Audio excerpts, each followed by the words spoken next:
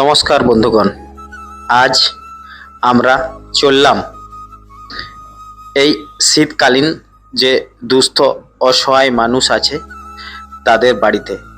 আমাদের যে দীনদয়াল দীননাথ টিম আছে সেই টিমের সঙ্গী সাথীদের নিয়ে চললাম এক অসহায় পরিবারের ঘরে।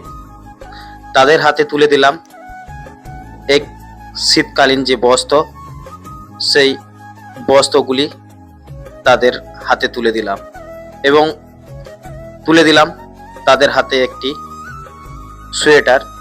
আগামীকাল যে মকর সংক্রান্তি, সেই উপলক্ষে আমাদের এই ক্ষুদ্র প্রয়াস। নমস্কার বন্ধুগণ।